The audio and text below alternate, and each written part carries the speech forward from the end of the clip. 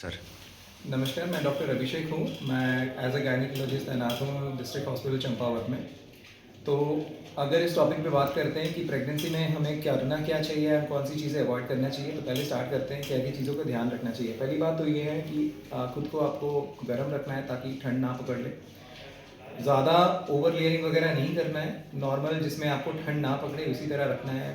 3-4 layer कपड़े ढक के, उसमें कोई ज़्यादा बेनिफिट होता नहीं है। सेकंड, पानी आपको ढंग से पीना है। कम से कम कोशिश आप कीजिए कि 2.5 से 3 लीटर से ऊपर पानी पियो, ताकि आपकी यूरिन भी मेंटेन रहे और आपकी डिहाइड्रेशन ना हो। थर्ड होता है कि आप नॉर्मल खाना, जिसमें न्यूट्रिशियस खाना होता है, हाई कैलोरी या हाई प्रोटीन डाइट, क्योंकि इसमें प्रोटीन रिक्वायरमेंट या कैलोरी रिक्वायरमेंट बढ़ जाता है अक्सर प्रेगनेंसी में। इस चीज़ का आपको ध्यान रखना है। चाहो तो आप कोई भी प्रोटीन सप्लीमेंट ले सकते हो। घर का खाना अक्सर पूरा न्यूट्रिशियस होता नहीं है।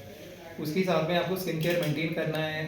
स्किन में, त्वचा में रूखापन आ जाता है, स्किन में, पेट में कई बार स्ट्रेच मार्क्स आ जाते हैं, तो आप कोई भी इमोलेंट यूज़ कर सकते हो। लैक्टोकैलामाइन हो गया या कोई भी जनरल बॉडी नरिशिंग क्रीम हो गया, या कोकोनट ऑयल घर पे जो मिलता है वो भी आप इस्तेमाल कर सकते हो। नींद या रेस्ट को प्रायोरिटाइज आपको करना है। ढंग से आपको सोना है। पूरी रात में 8 से 9 घंटे की रेस्ट आपको लेनी है। सोते समय जो प्रेग्नेंट महिलाएं हैं, जो सेकंड या थर्ड ट्राइमेस्टर मतलब 28 या 30 हफ्ते के बाद का है, वो कोशिश कीजिए कि सीधा ना लेटे, बाईं तरफ करवट लेके रहना है। बेबी मूवमेंट ताकि उसमें ढंग से अच्छे से हो। बच्चे का मूवमेंट आपको काउंट करना है। 24 घंटे में आपको 10 से 12 बार अगर बेबी मूवमेंट होता है तो वो एडिक्वेट है। उसके नीचे अगर आपको लग रहा है किसी समय पे कि कल से कम घूम रहा है, तो आपको तुरंत आना है कोई भी हेल्थ सेंटर में। वहाँ पर या तो अल्ट्रासाउंड करके देखेंगे या तो बच्चे की धड़कन मशीन से देखा जाएगा। सेकेंड होता है कि आपको वैक्सीनेशन, कोई भी आपका पेंडिंग वैक्सीनेशन नहीं रहना चाहिए। उसमें आपका अगर मान लीजिए भी टिटेनस हो या कोई सप्लीमेंट्री वैक्सीन हो जो गवर्नमेंट की तरफ से दिया जाता है, या कोई एडिशनल वैक्सीन आप लेना चाहो जिसमें इन्फ्लुएंजा वैक्सीन होता है, वो भी आप लेने के बारे में सोच सकते हो। अब करना क्या है कि एक तो आपको एक्सट्रीम कोल्ड या एक्सट्रीम हीट से बचना है। आप ठंडे पानी से तो नहीं नहाएंगे, चाहे या मुँह धोना हो या बाहर जाना हो। सिमिलरली एक्सट्रीम गर्म पानी से भी आपको थोड़ा परहेज करना है कि एकदम गर्म पानी से आपने नहा लिया, वो भी आपके लिए सही नहीं है। कोई भी खांसी, सर्दी, जुकाम या कोई भी बीमारी हो या बुखार हो जिसमें आपका टेम्परेचर 99 या 100 डिग्री से ऊपर है, आपको तुरंत हेल्थ सेंटर में आना है। इसके पीछे बहुत सारे कारण हो सकते हैं, ज़रूरी नहीं है वो सर्दी जुकाम की वजह से ही हो।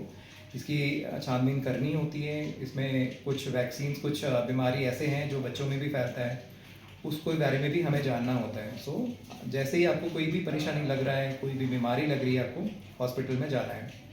स्पेशली नॉर्मल खांसी सर्दी को भी आपको इग्नोर करना नहीं है।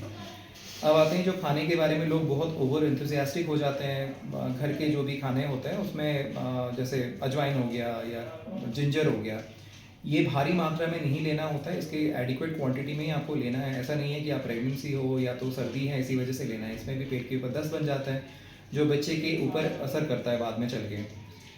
और पुअरली वेंटिलेटेड, मान लीजिए आप घर पे ऐसे हो जहाँ पर कोई वेंटिलेशन है नहीं, हीटर आप पूरे टाइम चला के रख रहे हो, सांस नहीं ले पा रहे हो, ऐसी जगह पे भी आपको नहीं रहना है। रूम मेक श्योर कि वेंटिलेटेड रहे, गर्म रहे पर वेंटिलेटेड रहे। साथ ही साथ इन्फेक्शन आपको प्रिवेंट करना है। वैक्सीनेशन पे आपको ध्यान देना है। इम्यूनाइजेशन आप चाहते हो तो उसमें कर सकते हो। इनकेस अगर घर पे किसी को सर्दी जुकाम है, आप चाहो तो उससे दूरियां बना सकते हो या मास्क का इस्तेमाल कर सकते हो। विटामिन डी की कमी होती है सर्दियों में, क्योंकि सनलाइट एडिक्वेट में मिलता नहीं है, तो विटामिन डी की सप्लीमेंटेशन चाहो तो आप खुद से ले सकते हो या तो डॉक्टर की सलाह से आप ले सकते हो। कोशिश करेंगे जब आप बाथरूम में जाते हो, नहाने के समय पे जाते हो, एंटी स्लिप फुटवेयर पहनना है ताकि आप गिर ना जाओ और इस पर ना ही आपको चोट लगे ना ही बच्चे में। और कुछ चीज़ों के बारे में आपको ध्यान में रखना है। उसमें से एक होता है, अगर लगातार बुखार रहता है, बच्चे का मूवमेंट कम होता है, पूरे देह हाथ में जोड़ों में दर्द होता है, सांस लेने में दिक्कत होती है, या फिर यूरिन में कोई इन्फेक्शन होता है, अगर ऐसी कोई बीमारी है, ऐसी कोई चीज़ें आपको मिलता है और आप कोई भी चीज़ आपको परेशान कर रही है, आपको तुरंत नज़दीकी हेल्थ सेंटर में या गवर्नमेंट हॉस्पिटल में आपको जाना है। That's be all. Thank you.